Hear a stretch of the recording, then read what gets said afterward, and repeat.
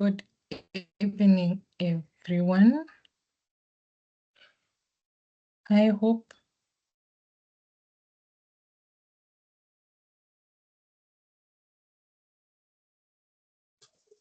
Hi everyone. Hi Melody.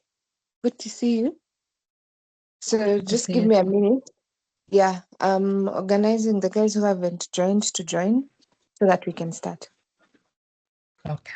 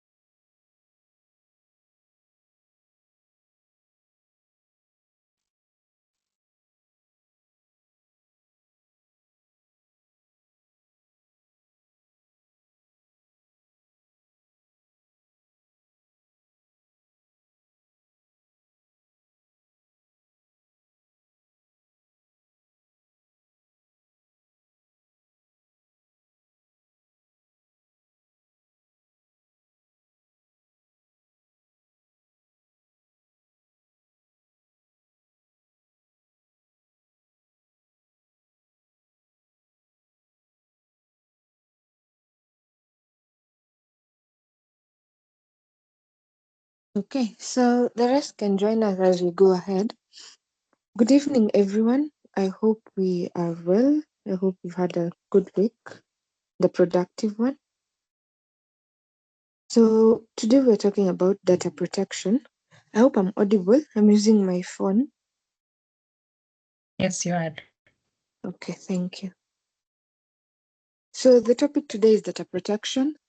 And as we know, data is the core or the center of everything information technology, whether it is in development, whether it is in compliance and risk, whether it is in security. Data is the core of everything.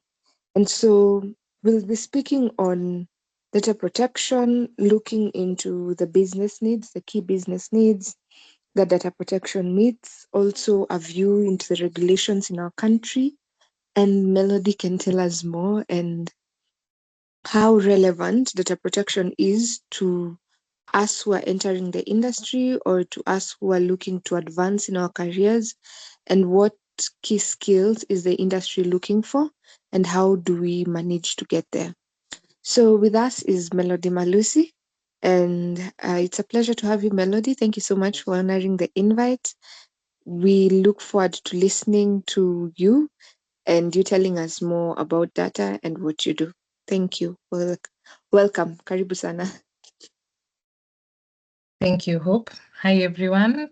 Melody Malusi, as you've heard from Hope. I am a village girl, so don't feel intimidated or don't feel shy. I am just a normal village girl who is in the field or in the space of cybersecurity. I am not yet there where I'd want to be because it's a journey. But I am grateful for the strides and the milestones so far. Before I begin, I'll pick randomly 5 people, no 6, three gents, 3 ladies, randomly, I'd want you to tell me what your expectations are.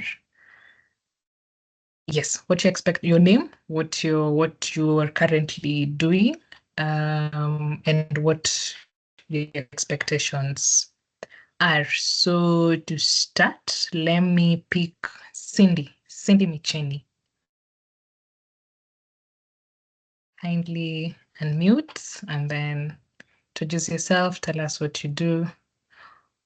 Or, okay, don't tell us what you do. Introduce yourself, tell us your expectations.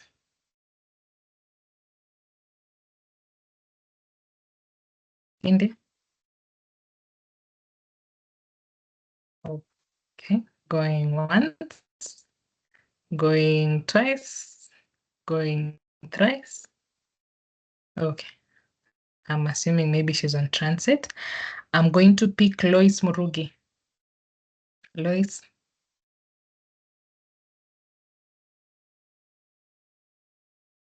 Guys, it's a free session. Thank you. Thank you, Lois. Go ahead.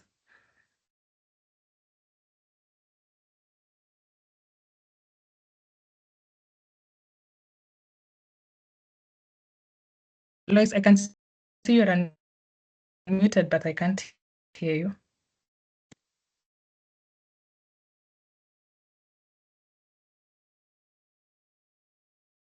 Okay.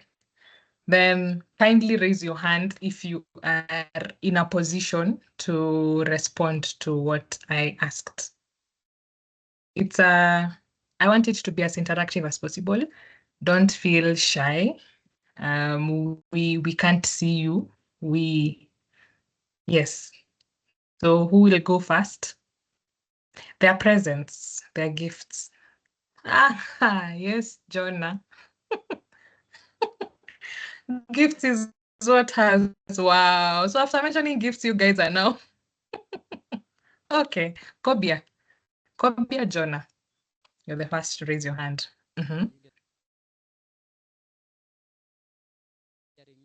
You're a bit faint.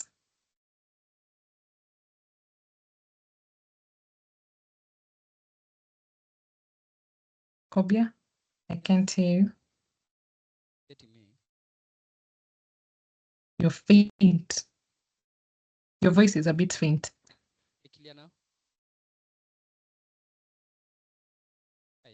Still faint. Kwa mbali. Right now, are you getting me? Better. Yes.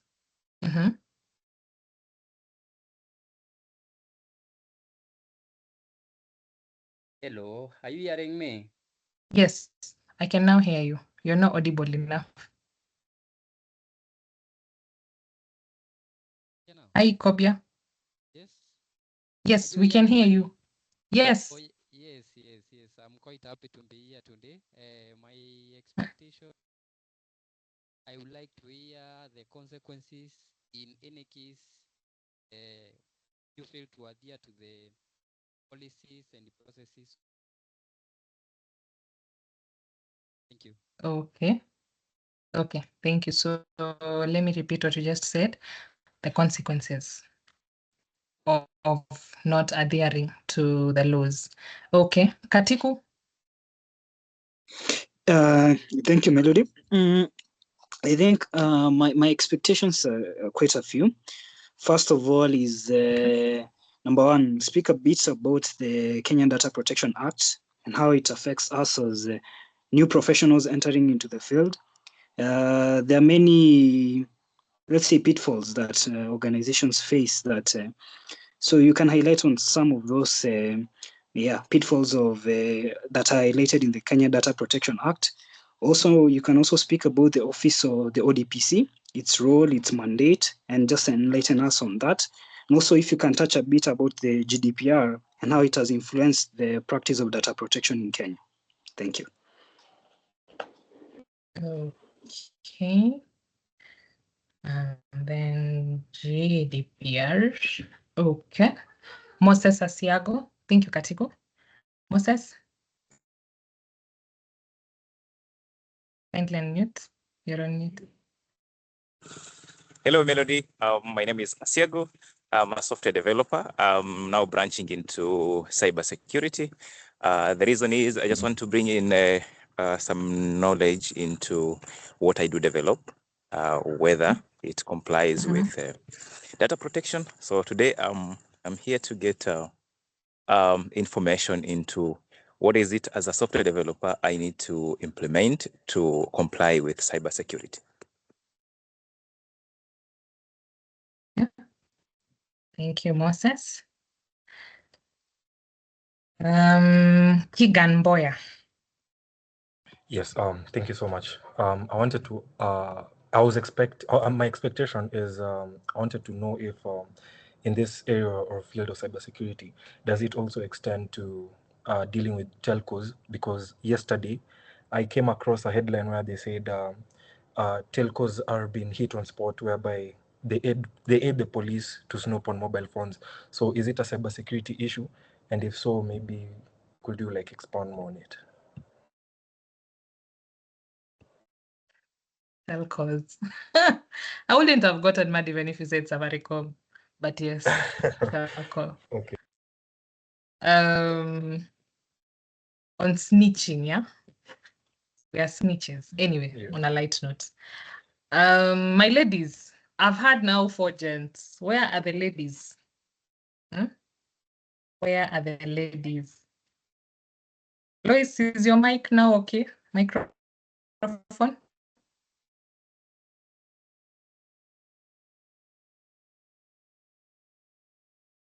Lois, if you're speaking, we can't hear you.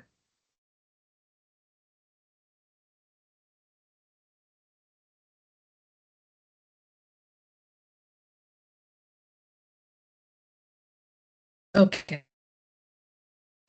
I think in the interest of time, Lois, I can't hear you.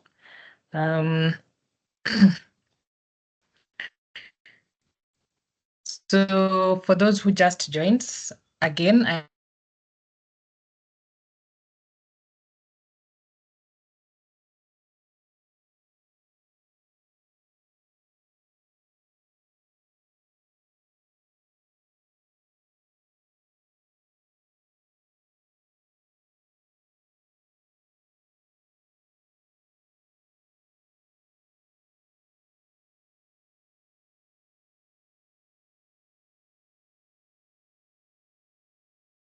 Is it just on my end, or we've lost Melody? Yeah, we've lost Melody. She's not.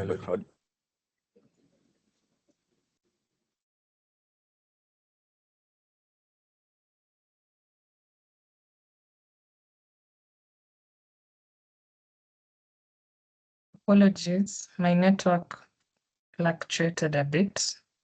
Can you now hear me? Much better. Yeah. Oh, apologies. Okay. So I'm saying, again, my name is Melody. I work at M-Pesa Africa as a cyber prevent engineer. But I am also in the field of data protection. I love data protection.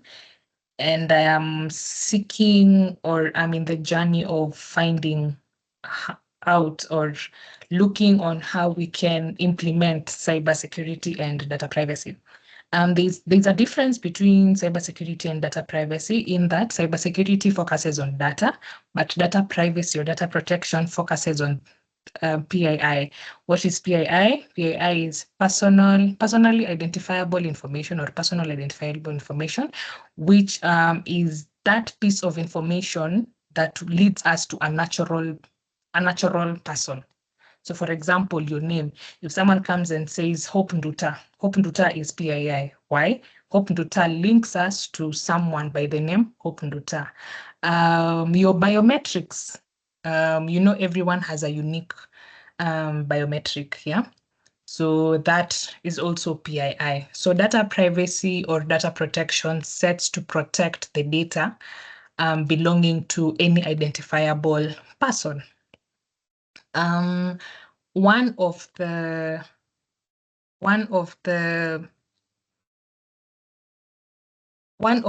standards that govern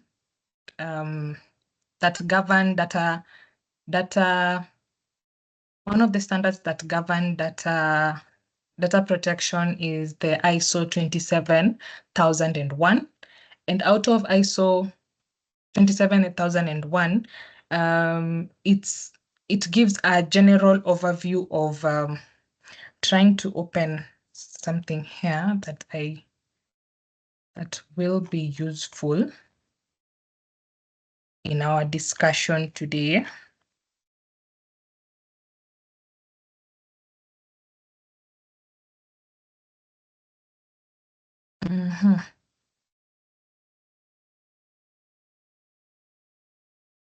Apologies. But as I get it, okay, yes, here it is. So GDPR stems from ISO. ISO are standards that have been set by over 160 countries that came together to develop standards. And these standards, some might vary as per country or depending on the jurisdiction, but we have the biggest or the overall law that govern data protection, which is GDPR, sorry, which originates from the EU. And again, from GDPR, for them to come up with this GDPR, they must have followed a certain framework or a specific, not specific because it's a lot. There are several standards or frameworks that were used. And these standards, they were published since 1947. So it's not, I'd say GDPR, it might be a new topic in Kenya, but it has been there. And I think the enforcement of GDPR is now strict or stringent in our current times. The importance of data protection is one is to protect the individual. You do not want your mobile number, you do not want your ID number to just lie anywhere. Yeah, you don't want information that is unique to you to be exposed out there. So one importance of data protection is to protect the individual. Another importance of data protection is to avoid identity theft. I think we have seen it in Kenya where people go and bribe or pay guards so that they can use your ID and your name to register for a new phone number that is used in fraudulent activities. I had mentioned this last time, but I'd like to advise you to always refrain from giving out your information. Like you'd get into a building and then they'd ask for your details, your name, your phone number, your ID number, the time you walked in, your signature, all those, yeah. And in also most circumstances, we have CCTV cameras. I think okay, I am not saying that you should bash the guards or you should ask them, what are you going to do with my data? No. But there's something called pseudonymization, there's something called anonymization. I don't know whether that would really apply instead of having you see, like our phone numbers are 10. So like you put asterisks in 3 of your phone numbers. I don't know whether they'd accept, but even in your ID, instead of writing your full ID, you have asterisks you filter out some of the details in your ID because, I mean, you do not know or they have not shown you a policy that shows or that states how they are going to, why they're collecting your data, what they're going to do, what business do they have with your data? Where are they going to take your data? How are they going to store you? Hey, Eric, Kasongo is later. Okay. Yes, how they are going to kindly mute these. Someone else is unmuted. Okay. Yes, all of you are muted. Thank you. What they are going to do with your data? There are 5. How you ask those 5 questions. Yes, how are they going to process your data? Who are their third parties? Yeah, who are going to be involved with your data? Sometimes you pay for something in the supermarket, and then after a day or two, you start getting marketing or promotional messages. So that is wrong, and I think we as Kenya have a long way to go, and we've made strides. I remember there was a school sometime this year. There was a school that had the students' photos on the website, and students, pupils. They are primary students. They are below 18. So for any student who is below 18, they need, or anyone, okay, the parents or the guardians need to fill a consent form and to sign a consent form showing or allowing the school to use their data, to use, for example, now the students' photos on the website. But this particular school, it was in Mombasa, if I'm not mistaken. This particular school had they had no consent forms, and they were fined, I think 1 point something million. I can't remember the exact figure. So even Naivas was fined the other day, this year still, after the data breach. So we are making strides as a country in terms of implementing and enforcing data protection. I was telling you about the different ISO standards. So anything related or everything pertaining data protection stems from the ISO 27000 family.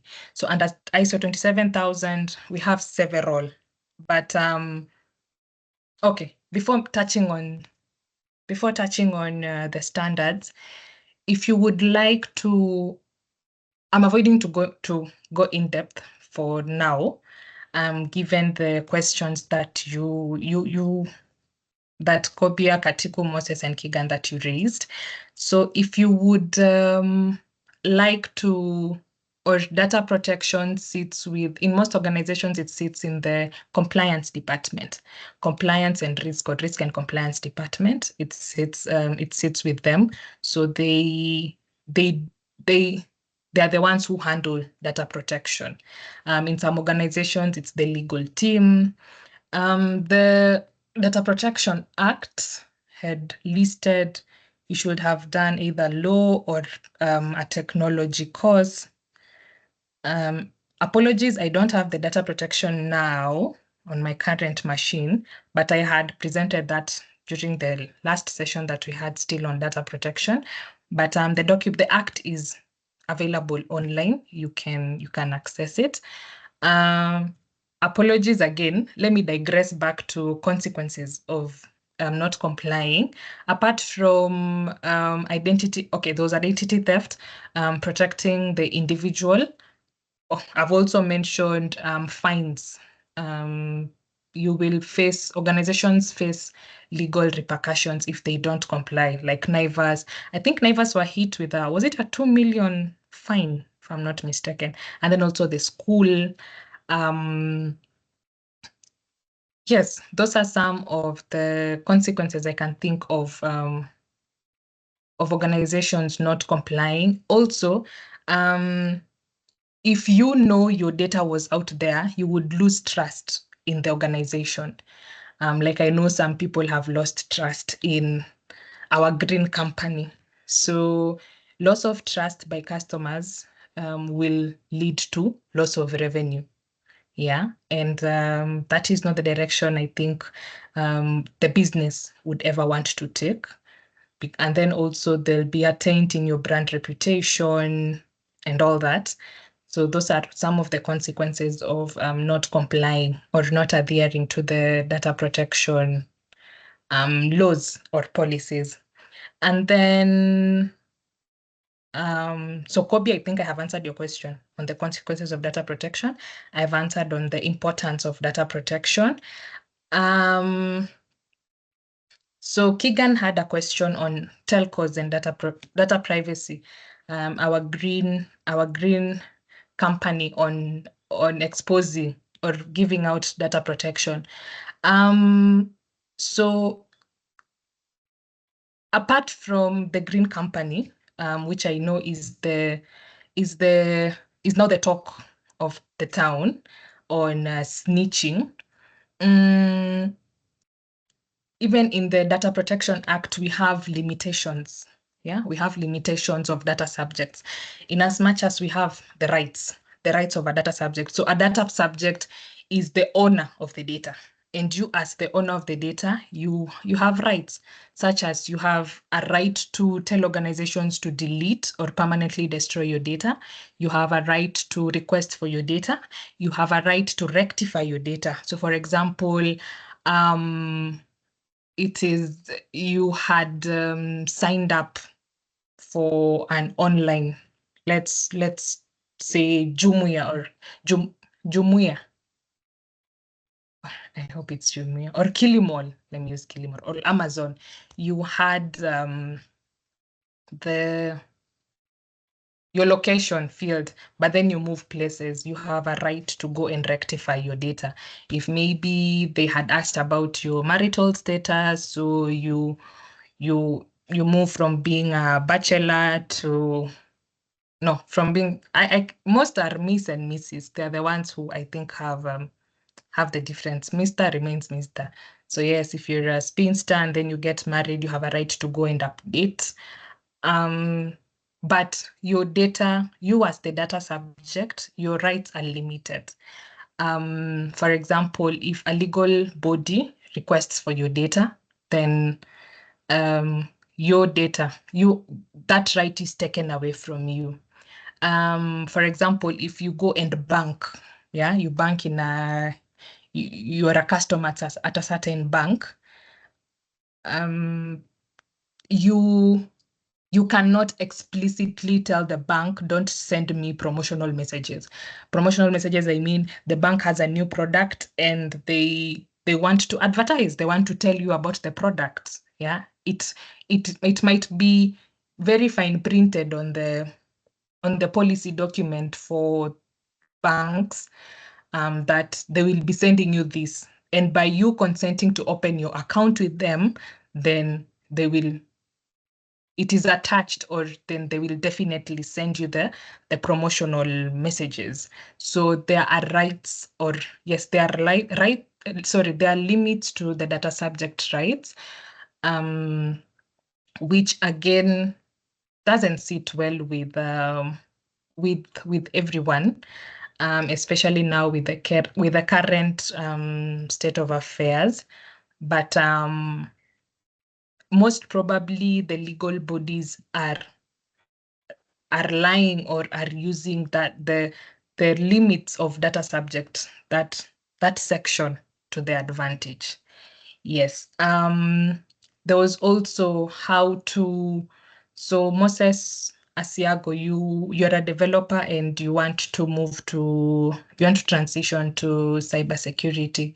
Okay, again, let me reiterate that cybersecurity and data privacy are different. Cybersecurity deals with securing the data, but data privacy or data protection deals with securing the individual.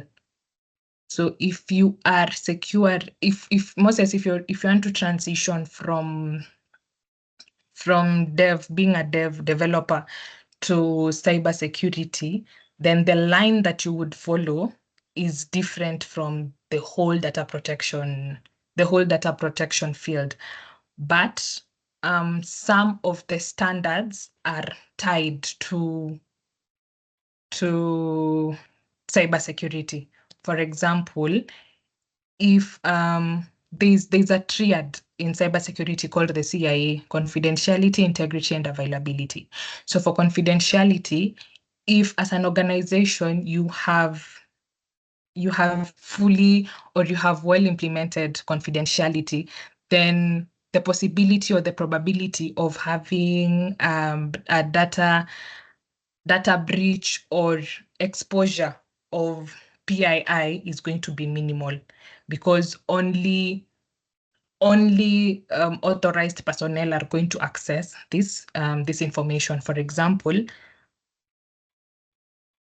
HR, the systems in HR, only HR professionals or HR resources in that organization are supposed to access, or they are the only one with the rights, or they should be the only with the rights to access the details of their employees. So you see, you have implemented confidentiality, and you can implement now confidentiality from a cybersecurity point of view. You can implement confidentiality through using tools like PAM or PIM or access controls, role-based access controls. One tool you can use is CyberArk, so that you can assign different rights and roles to the different individuals. Another way is if, for example, you have a website, you as a developer, you have to ensure that your website is not susceptible to SQL injections, to DDoS, to the top 10 or WASPs. So you as a dev, if you take into consideration the top 10 or WASPs, and you focus on ensuring that your website is fully, okay, it might not be 100% secure, but at least you have managed to mitigate any vulnerabilities or any weaknesses within your system, then by extension, you would be protecting PII. Case in point is those websites like Kilimall or Amazon, where you have to key in your credit card. There is this standard that deals with credit cards. Just slips my mind. Anyway, there's this standard that regulation that deals with credit cards. But anyway, pardon? PCI DSS. Oh, yes, thank you. Yes, that one. PCI. If you have your website, if you have, or if you develop your website in such a way that it is not vulnerable to attacks that will lead to exposure of credit cards, then you'll have met the check of PCI DSS. For health, if you have a website that deals with health information, again, we have the HIPAA law. HIPAA law is for the health industry. If you, again, as a developer, or if you're looking at it from the cybersecurity perspective, if it's a website, then again, the top 10 or WASP. If you do pen tests, and I'd like to recommend or to commend Cybershuja, they're really doing a good job and a great job in bridging the skills in cybersecurity. They have free courses. Please follow them on LinkedIn, follow them.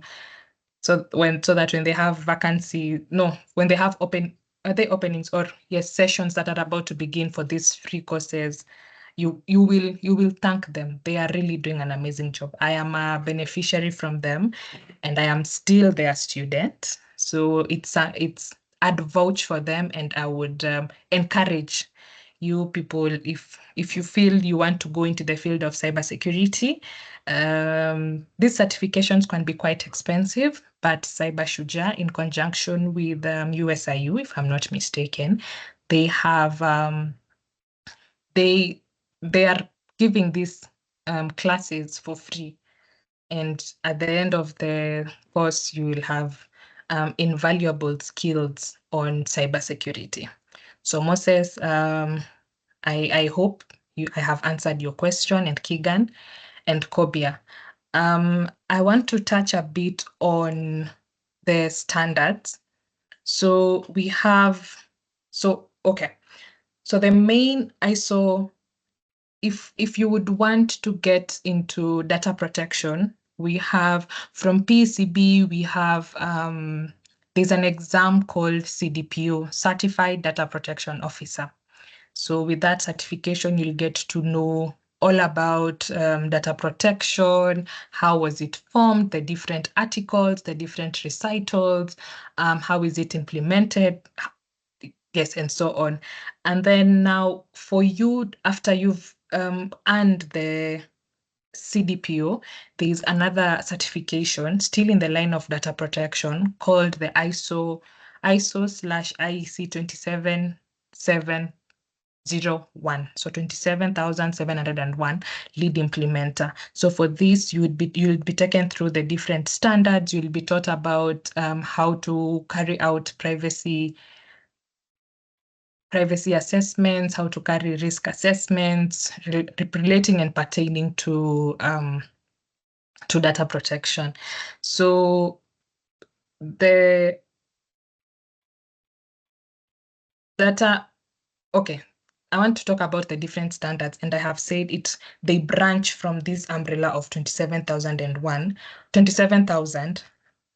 So this 27,000 family standards, it deals with information security and information security systems. I'm sure you've heard about ISMS. And then there are quite a number. You can write them down and then just go through them at your own time. So we have the ISO 27000, which provides a general view of the ISMS, the terms, the definitions that are in that standards. And then we have ISO 27001, which specifies the requirements for establishing, maintaining, and continually improving an ISMS. The reason why we need to continually improve is because technology is ever changing.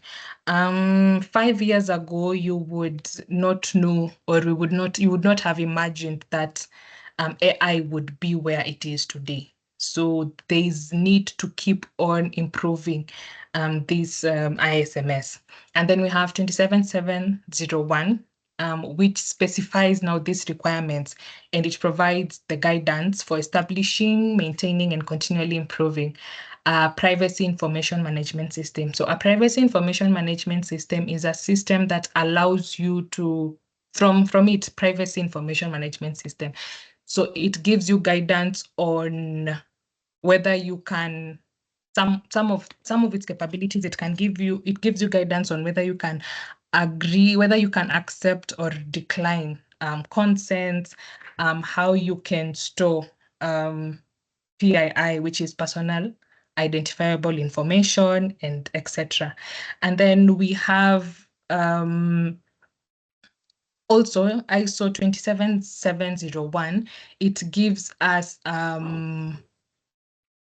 protection. It gives us a guideline on protection of privacy as potentially affected by processing of PII. So I want to give you other terms. One, a data controller, and one, a data processor. So when you give someone your data, or you come to Malusi's company and I request for your data, I am a data processor. I have taken your data, I have collected your data, I have analyzed your data. But there is another force or another body or another legal body behind who have dictated what I should do with your data. So for example, when opening an account, you need to submit your name, your date of birth, maybe your ID number, your place of residence, your next of kin, and all those details. So for them to come up with the list of information that they would request or require from you, they need to, a data behind, there was another body that now told them you need to only collect this information, because again, there are principles that govern data protection, such as purpose limitation, fairness. So purpose limitation is you have to limit the purpose to which you are collecting that data. You can't just have a vague reason as to why you are collecting data. And then data minimization. Okay, fine. You have stated down this purpose that you want to collect this data, but then you do not. I was impressed the other day when a certain link that was shared in one of the groups, WhatsApp groups, and they wanted people to fill in their mobile number, their ID number, and I think it was just a one-day event, if I'm not mistaken. And guys were asking, why do you need my ID? Why do you need my mobile? Why do you need my date of birth? Why do you need all this data for me to attend the meeting? I mean, I think my email and my name are sufficient. So there's another principle called data minimization, where you should minimize the data that you collect. And then also accuracy. My name is Melody Malusi, not Melody Marusi or Melody. Okay, Malusi is Malusi, but most people think it's many Lucies. So you'll find most people writing Malucy. So there should be accuracy in the PII. And then storage limitation. There are laws governing employee data, for example, to only reside for 7 years in the database, organization's database. After 7 years, then you should no longer have that data. But you find some organizations have people's data they have data including people who died, people data as far as 20 years back. So again, that is a principle that should be applied in data that data controllers use when setting out the rules on what the data processors should do. Again, integrity and confidentiality, accountability, lawfulness, fairness, and transparency. In that, if I want to take your data so that I can market my product, I am supposed to explicitly tell you, I am going to take your data to send you promotion marketing, or I am going to take your data and share them with a third party who is our marketing partner so that they can market their products. So yes, I had digressed a bit so that I could bring out the difference between a data controller and a data processor. And then, so back to our standards, we have ISO 27002, we have ISO 27003 and 4 and 5 and 6 and 7, 8. They're quite a lot. But all those deal with these standards, they specify requirements and provide guidance for a PIMS, which is a privacy information management system. I hope I am not bombarding you with a lot of technical details. But pretty much those are some of the standards that are there that pertain or that relate to data protection and data privacy. And then some of the advantages of having this ISO 27701 is there's improvement of privacy. So once you implement, or once your organization implements this ISO 27701, there's improvement of privacy, there's protection from data breaches, there's increased international recognition, there is improved customer satisfaction. And I have realized you can spend millions on marketing your company, but your customers are the ones who carry the day. So if your customers are not satisfied, then really a lot of marketing will not do. Yeah.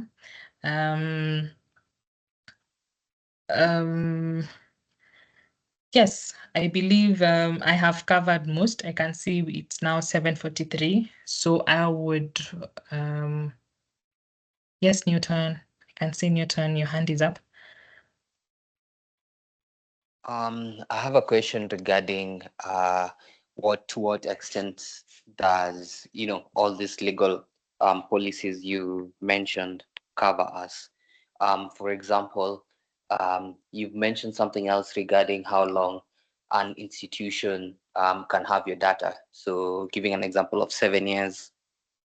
So in the context that maybe the sales team is, or the marketing team is the one using your data, and they've kind of like made analysis from it. So that's more like information about your, about your data, and then maybe just maybe let's say a trend analysis using your data. So after these 7 years, and maybe the company is very compliant, is is compliant with the law and everything else, so it decides, okay, let's delete your data. Does the law also cover that all the information which has already been removed from your data, or like all the analysis, does it also cover that? And if it does, how deep does it go? Does it just go like one level deep in terms of analysis, or does it go like analysis of the analysis? So at which point does it become the company's data, and at what point is it still your own data? Okay. I think, or it depends with where you stand, you as the data subject. For example, you as an employee, if you exit an organization, then the 7-year rule applies. After 7 years, the organization should remove your data or should delete your data from their systems. You as the data subject, you also have a right to tell the organization to delete your data. For example, you had applied for a job somewhere and you did the interview and they didn't shortlist you, or they shortlisted you but you didn't pass the interview, so you didn't get the offer. You have a right as the data subject to request the organization to remove or to delete your data. So you tell them, kindly delete my CV from your database. You have that right. If it's a bank, if it's a bank account, if it's a bank, not a bank account, if it's a bank, and you'd want your data removed, yeah. There are also limitations to what extremes or what kind of data to be used during this trend analysis. For example, I don't think the trend analysis keep a record of your name, which can identify you. I don't think the trend analysis keep a record of or need your place of residence, your gender, gender to some extent, to get maybe the type of products, for example, car loans, which customers to target for products pertaining car loans. You might find maybe female customers take more car loans. So they are also governed by every so we have so this the risk and compliance departments, they do a risk audit. Yeah, so part of the risk audits is to find out so this data that you keep collecting or that you are storing, what is the risk of you staying with it? So that they can make recommendations like, you don't need this data, remove this data, or you don't need this data. So one, I think it depends on where you stand. Are you an employee? Are you a customer? And then number two, there are also limitations that are already in place for having such, or the trend analysis such as Power BI. I believe there are the data controllers have already put measures in place on how to minimize the collection of data. Yes, Peter. Hey, Melody. Hi. I hope I'm audible enough. Yes, you are. Okay, mine is just a simple question. Taking the case of a government being the data custodian, is there a certain exception that covers the government in such that, like recently taking the case of SHIF and NHIF records, they transferred our records from NHIF to SHIF databases. We never got the time to consent our data being transferred. We only got the notifications your data has been transferred. We as the data owners, are we allowed to sue the government, according to your view? Yes, you are allowed, but who will you sue the government to, knowing our country? If we were in let's say in the Western countries, for example, LinkedIn has been sued, yeah, by, is it? So LinkedIn was sending, I don't know whether you received those marketing messages. It was a survey. So they have been sued and they've been fined a very hefty fine, yeah. But you see, in those places, they have developed, they are much ahead. In my beloved country, we still have a long way to go, especially on the law enforcers being, what word will I use? I love my life. The law enforcers enforcing and being fair. So if they tell us do not do this, then they also do not do that. But yes, that was not right, because we don't know this shift. How is it a third party? How was it done? We did not consent. So we just know we just know our data was transferred, but we do not know the details behind. But it's unfortunate. It can be. We can try sue the government, but it will be a tussle. Yeah. I have seen. I have a question. Okay.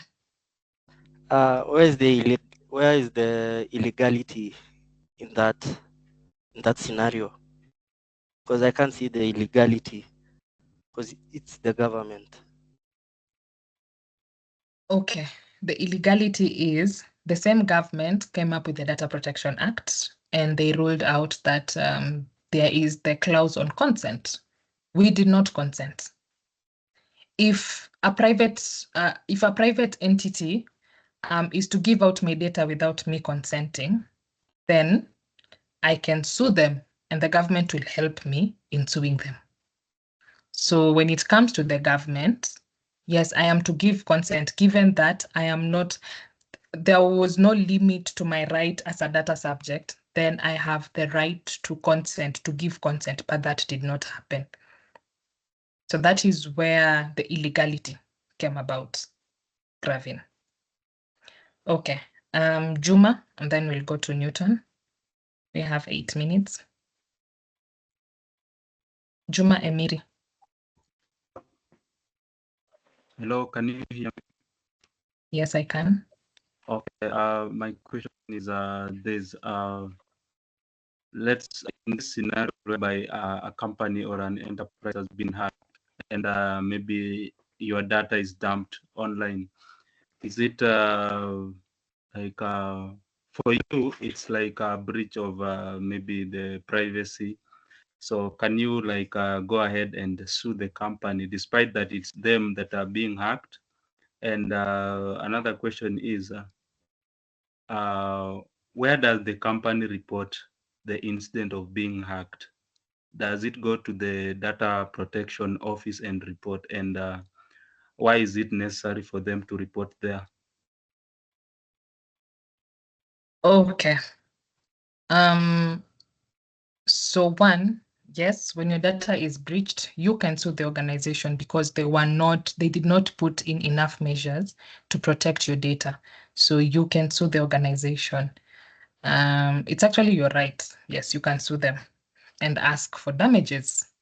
Number two, where they report. So there is something called an incident response policy. So in the incident response policy, there's where you state in the event of a breach, the stakeholders that should be informed. in case of a data breach, you should inform bodies such as Communications Authority. Communications Authority govern, yes, you should, there's Communications Authority, and there is, I have seen most, okay, let me talk about telcos. For telcos, when they are hit with a data breach or when they are hit with an incident, they have to report to Communications Authority. And it is safer if you report instead of Communications Authority coming to you. So the repercussions are lesser. It's like when you break your mother's plate. Yeah. If you go report yourself, yes, she might shout at you, she might threaten you, but it's better than when she finds out you broke her plate. So the same applies in this field. Yes, Joseph. Okay, can see Newton again, and then Joseph Mtakai. Newton. I wanted to Okay. ask. Hello, can you guys hear me? Yes. I wanted to ask, what are the ethics of monetizing privacy? What are Is it ethical to monetize privacy? You are breaking a bit. I can't hear you. What are the what? I wanted to ask, is it ethical to monetize privacy? To monetize privacy. What do you mean to monetize privacy?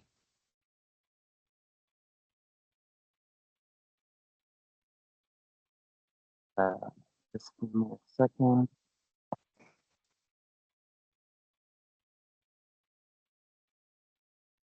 Okay, Newton, I didn't quite get you. Is it Because of hello? okay. Can you Yes. Yes, yeah. you know better. Is it ethical? Is it ethical?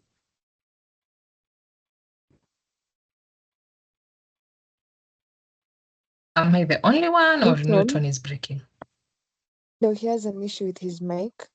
Newton, kindly check your mic. There's also the Q&A section. You can write your question down there. Yeah. Thank you, Hope. Okay, Joseph, and then Kobia. I can see we have 3 minutes. Hi, Melody. Hi. My name is Joseph. My question is on surveillance. Surveillance. I understand that. Yes. I understand that the question, Data my mic Protection does Act. not work. None of your mics. Hello, can you guys hear me? Newton, mute just your a mic. minute. Someone else is speaking. Yes, I wanted to ask. Newton, apologies, I've muted you. Joseph was speaking. You'll go after Kobia. So Joseph, then Kobia, then you. Yes, Joseph? So I was asking, my question is on surveillance. Okay. I understand that the Data Protection Act prohibits the collection and processing of data without clear legal grounds. So what protections are there in place against unauthorized surveillance? Maybe there is a current approach about it, and kindly maybe you can give us at least 2 or 3 the authorized surveillance that are available in our country currently. I'm trying to understand. What do you mean by surveillance? Do you mean surveys, or do you mean like surveys for research, or Surveillance as in maybe the government surveying you for some data, doing some survey for you for their data. Is it authorized, or which one are authorized and which one are not authorized? Just trying to understand. I'd say, as a citizen of Kenya, we have a long way to go in terms of the government enforcing what they tell us, because we've seen situations where, yes, some of the bodies within the government are going to track you down, or are going to do, I have to be careful with my words. The government is going to act against what the law says. Yeah. And it's unfortunate, or it's hard to sue those bodies.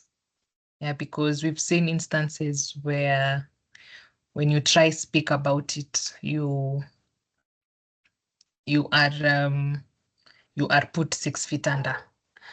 But I'd advise, you see how we educated ourselves on the Constitution, and we were able to know that before a bill is passed, yes, they have to collect views from the community or from the public.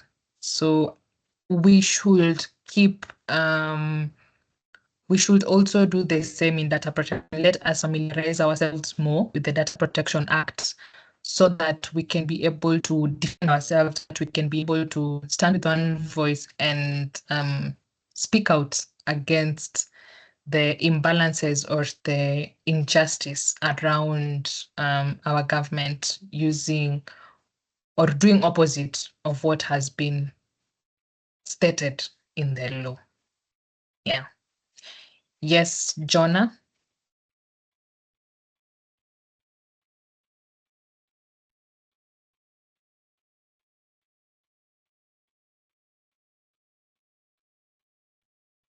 Phobia, Jonah?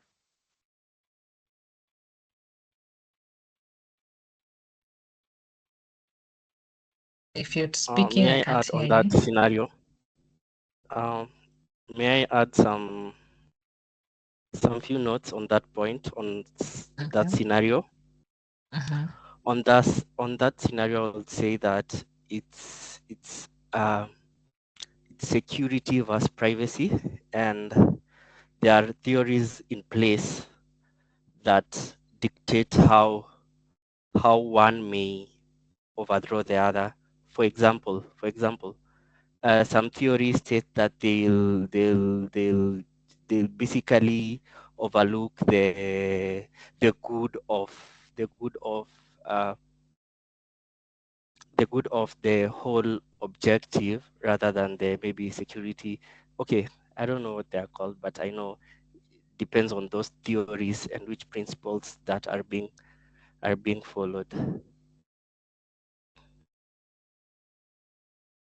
Thank you, The Graham. theories matter. But do we work with theories or with laws? Those theories govern, they have principles that govern on the objectives of the matter. They are not just theories, but are principles that.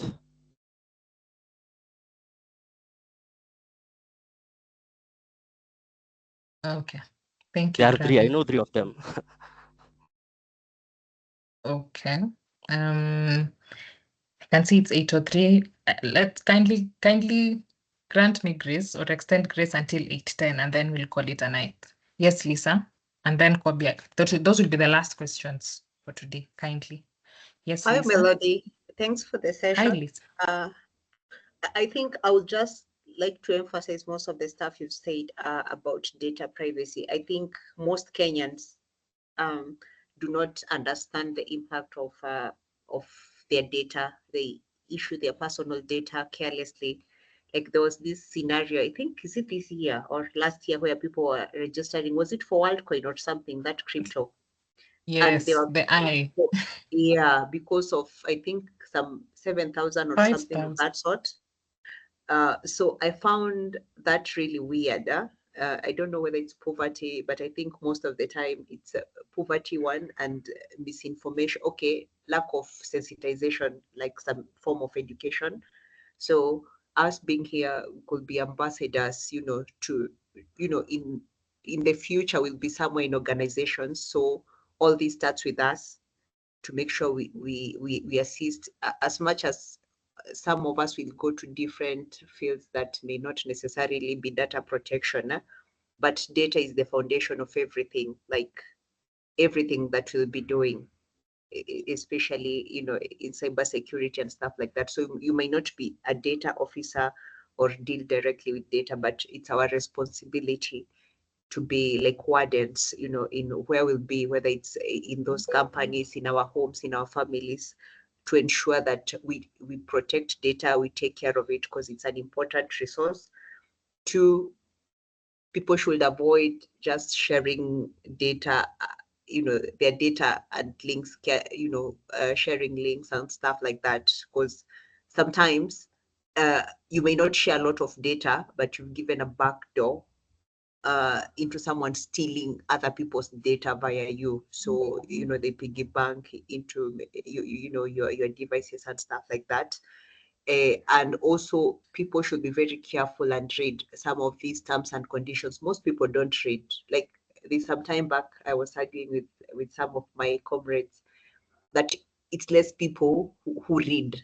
So, and then I'm like, so if it's less people who read the terms and conditions of stuff, does it make it, it's ignorance. In case something happens, you've given permission to your data. It's not, sometimes it's not the company. You might have very little control of that data, and you will have given explicit permission by not reading. So even that fine print for us, it's mandatory. And also it's very good to sensitize others about it. And data is everything. Like, let's be careful into what apps and free apps we are using. Like, I know an app like Truecaller does a lot of data mining. Like, literally, Truecaller does not have a database. People's phones are their database. So you register for the app, they take data that they did not have in their database, the way you've saved it. So let's be very careful, be ambassadors, and be wardens of systems that will protect data for our community. Yeah. Thank you, Lisa. Before Kobia, before you speak, Kobia, Lisa, you've reminded me of a phrase that I always apply when it comes to my data. That if you take anything for free, or if something is given for free, then you are the product. There are these sites that you watch movies and you don't pay anything. Just ask yourself, what are they gaining in return? Because there's a cost behind me hosting those videos. There's a cost behind the domains for those websites. There's a cost behind everything. But these people are giving you can watch movies for free on those sites. Just ask yourself what they're getting from that. And then also in our era, we want to post everything. We want to show people we are in this hotel. We want to show people we came here, we went there. Just take a photo and that's it. Don't, because even kidnappers or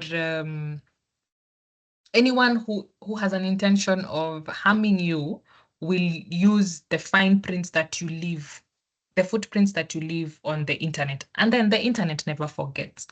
So you might think you have deleted, but there are always archives of your data. And also on the issue of now, like a similar case on WorldCoin, I remember there was some time back, there's a place just along Thika Road. So some guys approached the locals there and they told them, we're going to give you, was it 3,000? And in exchange, we want your ID. So 3,000 in this economy, interesting.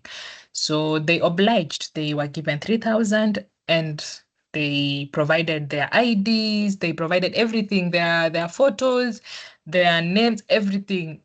But they were not told the reason as to why their data was being collected. For them, money was everything. So after they gave out their details, these were guys who were carrying out fraudulent activities.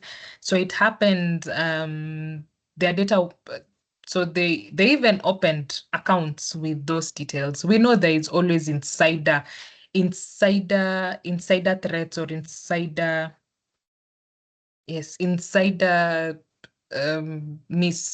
mishappenings in organizations because of maybe disgruntled employees. They want to get back at the company. So they definitely collaborate with insiders. And yes, they have accounts. So accounts were created, credit cards were issued, and they were doing fraudulent activities. So when they were tracing down, they went to the owner of the ID because all their details were there. All details were there. And it was very hard so this woman was approached and she was told, so you've been this and this date, you did this and this at this place. She had never even been to that place. And she started crying, but the DCI waited for her to calm down and to explain what she was doing. And it was very hard for that lady to get herself out of that mess because all her details were used to carry out those fraudulent activities. So please, please, please, money, I know in this harsh economic times, that 1,000 could mean a lot, but you can't match it. You can't match it with your data. You can't match it with your ID number, with your phone number. No, you cannot. So please, please, please, let us be ignorant. There is no mercy for being ignorant. Even if you're taken to a court of law and you tell the judge, I didn't know, I am sorry, there's no pardon for being ignorant. So Lisa, thank you. Yes, Kobe, I can see it's now 8:10. You are faint, very faint.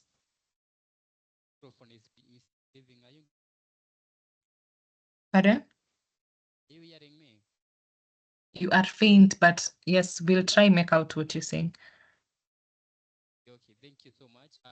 Also a software developer, but with great passion security. So I am kindly totally or and maybe the that are offered. You're breaking, you're faint. Kindly, you can type it on the Q&A. I'm sorry. And then my last words to you guys, even in this season where it's hard to get a job, as I said last time, please be a prisoner of hope. Don't lose hope. Pursue, just keep pressing on and know that you have all it takes.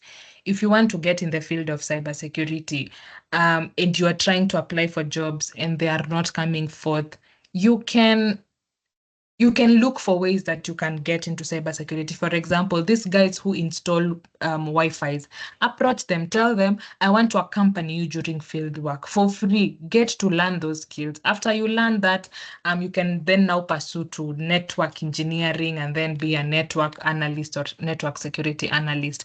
If you want just to get in cybersecurity, but you are in a totally different field, go to sites such as Meetup, such as Eventbrite, sign up for those. So when you sign up, it will ask you to key in your interests, key in cybersecurity. And then anytime there are events related to cybersecurity, they'll always send you notifications. Volunteer to those in those events.